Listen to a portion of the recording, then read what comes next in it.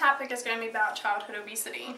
The purpose of this speech is to inform each and every one of you about the causes, prevalences, statistics, and treatments and ways to prevent childhood obesity. Childhood obesity increases the likelihood of adult obesity. Did you know by the time a child reaches age 6, their increased risk for adult obesity then increases to greater than 50%? So through personal research and expert opinion, I hope to inform you of these things.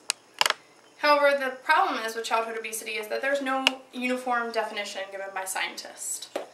Obesity in general is defined as fat content that either has exceeded a person's body, therefore increasing health risks or increasing the risk of developing those health risks.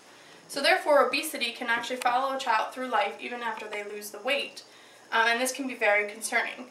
According to Muss in 1999, the definition for childhood obesity includes tricep skin folds, absolute weight, weight for height percentile, and most recently, the body mass index. So therefore, for this speech, we will go through the body mass index. The definition for the body mass index that doctors are using now is that if a child's weight exceeds the 85th or 95th percentile on the charts, they are considered obese. This has greatly increased in children's 2 to 3 years of age within the past couple years. Obesity, in general, affects greater than 1 million people worldwide. In 1996, research studies showed that around 22 million of those billion people were actually children under the age of 5 years old. So, what increases childhood obesity? Well, there's a variety of things that can increase childhood obesity. However, for this speech, I went ahead and selected 3 topics. The first one is race and ethnicity. The reason for this, many scientists believe, is because of the fact of cultural beliefs.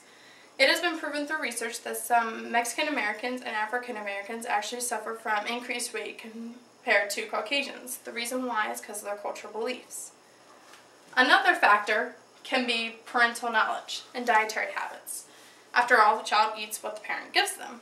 So therefore, research has shown that by the time the child reaches 6 years of age or goes to kindergarten, their dietary habits have already been established. And the third factor that I decided to focus on was environment. The environment actually looks at things such as, can the parents afford the food? What's most convenient for these parents?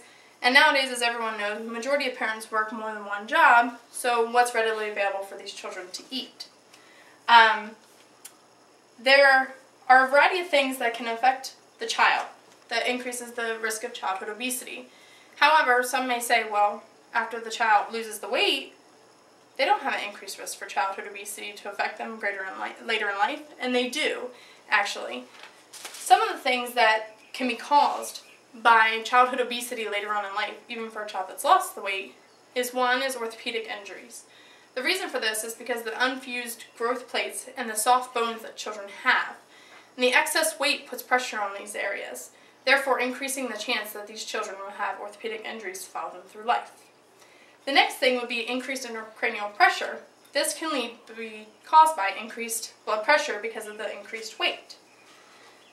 The other thing is that apparently about most 30% of obese children actually have asthma, and another pulmonary disorder could be sleep apnea. The other things are increased cholesterol, liver fibrosis, and according up to as high as 33% of children that have gallstones are because of the reason for obesity. So there can be a variety of things that can be caused later on in life, including diabetes also. So prevention is key for these children. However, prevention is not always readily available. Sometimes you have to treat these children.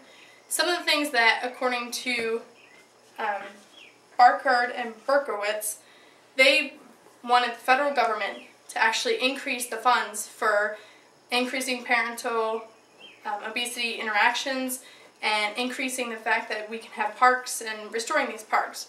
However, as we all know, like I mentioned earlier, that sometimes you have to treat the child. These children differ from adults. These children actually must be having diet modification and increase in physical activity. Therefore, theirs isn't as strict as an adult trying to lose weight. So the overall topic is to help prevent this obesity, not only to affect these 22 million children, but also to decrease the amount of overall obesity in the world.